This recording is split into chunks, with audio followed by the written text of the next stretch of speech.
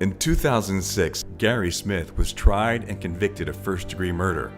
After serving just 6 years of a 35-year sentence, he was released due to judicial misconduct. This is his story. I didn't know what to do. I didn't know whether to grab him and pick him up. I looked at him, I saw the blood. I didn't know what to do. I had no idea. I was just saying, God might know. Please, God might know. While awaiting a second trial, Gary agreed to be filmed, not knowing if the outcome would help prove his innocence. Did you murder your friend? No. Did you murder your friend? No. You need to be honest. This is your life that we are talking about. How did he die? Tell me the truth. Tell me the truth. Killed himself. Nope. Tell me the truth. I swear. So why would he do that? I don't know. I think you do. Being honest with you right now, man. No, you're not. All we want is the truth. I swear on the grave of my friend Mike, I'm telling you the truth. On the grave of all my buddies, I'm telling you the truth. I swear. It's me and Mike killed my rage buddy. And no matter what, he would have been there for me. My name's Gary Smith. I'm 29. My roommate killed himself in our apartment, and I was subsequently charged with murdering him, and I did not murder him. Gary went to jail the day the verdict came back. The judge gave him a pretty stiff sentence. The judge gave him 35 years. That was a pretty devastating day. I want to vindicate myself. I want to prove my innocence, that I did not kill my friend and my roommate, Michael McQueen. My name is Rob Huizenga. I've been a doctor for the last 25 years. You may recognize me as Dr. H on The Biggest Loser. But now, for the last 10 years, my brother and I have been working feverishly on a cutting-edge technology designed to elicit the truth. When someone lies, areas of the brain are more active. When the brain is working hard, more blood, pictured here in red, rushes to specific portions of the brain. And that's what can be detected.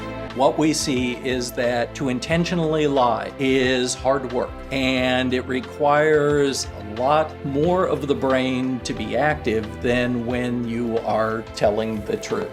And in fact, Gary submitted to this test with both the prosecution and the defense attorneys present, and it was evaluated by independent individuals who had no vested interest in the case. The main thing for this whole procedure is to keep your head steady. The first test is the test that relates to your court case. So they're really going to be just straightforward, simple, short questions. And they're going to be very declarative, and you answer truthfully on all questions. Except we want you to deny everything related to your military experience. And we want to do that because we want a picture of your brain when you're telling a lie. This is the button box. With this index finger, you're going to press yes. And with your middle finger, you're going to press no. So there's only two answers. Okay, now we're ready to perform the first part of the first test. Basically, we're going to be asking questions about your court case.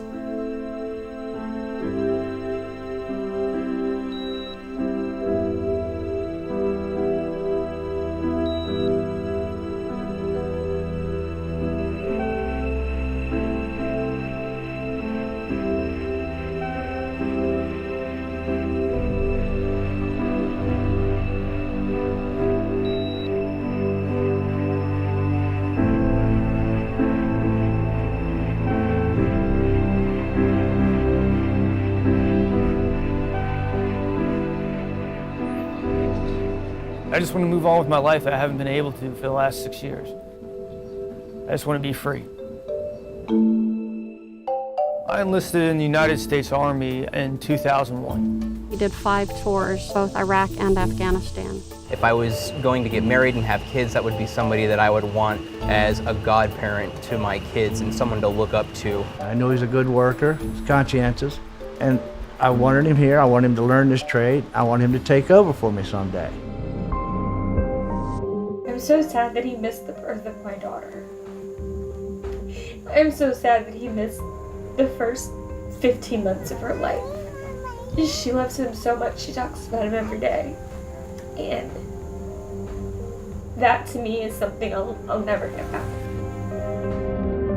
I just remember going up and going, oh God, Mike, no, no, no, no, no, no, no. I remember just saying no, like, oh God, Mike, no, no, no, no, no, no. don't feel good like being back in this area, in these apartments.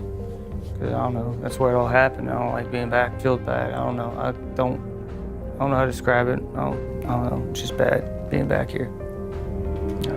It's where my friend died, so I don't like it. Gary had absolutely no motive to harm Mike McQueen in any way. Two of them served together honorably for years. They were friends in the Rangers, and they were close friends once both got out of the Rangers. Look at me. I swear to On God. their fucking graves, are you telling me the truth? I swear to fucking God, I'm telling you the truth on that grave.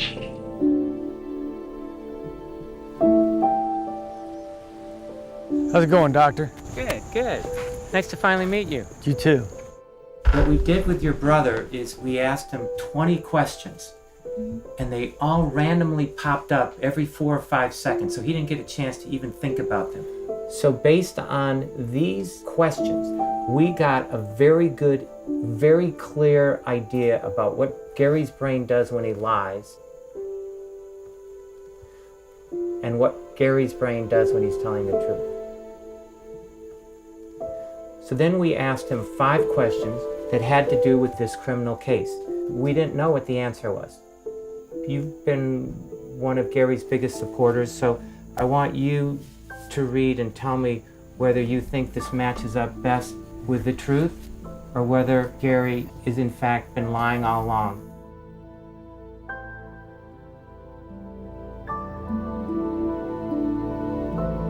It's definitely the truth. It's definitely the truth. Yeah. You were telling the truth. The fMRI results here tell us that he was not lying to us when he answered questions about the murder. I will always jump for you. Always. No matter what. Yeah. No matter what it's going into, I'm there. I love you, Mom.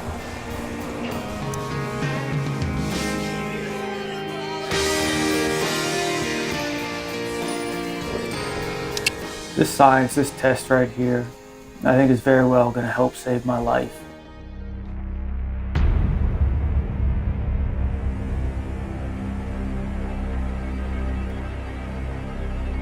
Late this afternoon, a guilty verdict for a former Army He just seems to be a cold-blooded killer. Approximately 2:30 this afternoon, a jury from Montgomery County convicted Gary Smith of 2 counts involving the murder and death of Michael McQueen. They found him guilty of involuntary manslaughter and use of a handgun in the commission of that crime. This is the second time unanimously a jury of 12 people in Montgomery County has fairly judged this case and found him guilty, and we are pleased with it. Although he ruled the fMRI inadmissible, I thought this judge had some doubt created by the fMRI about whether Gary put the gun to his friend's head. I think it was unjust that we were not able to hear anything about the new technology. If this had been presented, definitely raises questions in my mind. I knew that, he wasn't guilty. I felt Mr. Smith was not guilty, and I'm ashamed. I'm ashamed of this justice system. I don't have a future with 28 years. How can you give a man 28 years like you have a future? You have a future. How can you give a man 28 years for involuntary manslaughter and say you'll get out someday and you'll have a future? I'm 30 years old right now. In 28 years, I'll be 58. That's horrible. People that are wrongly accused and are sitting in prison, falsely convicted like Gary is, need this sort of technology to come to the fore so that juries can consider it and make the right decision, and also for judges to consider it so they don't make outrageously inappropriate sentences like we got today. You get used to only being able to hug your loved one on the way in and on the way out. What you never, ever get used to is having to leave your child in that horrible, awful place and not know if that's the last time you're ever going to see them again. I won't stop trying, ever. Ever. I'll keep going. Right now, I want to quit. I want to quit more than anything else in my life. But I know I can't. Andy Jezik won't let me. My family won't let me. My friends won't let me. So I don't have the option of quitting. I'm going to come back. I'm going to do everything I can with my appeals. and do everything I can to get out of prison. Get out of prison. Get out of prison. It's, you know, it's unbelievable.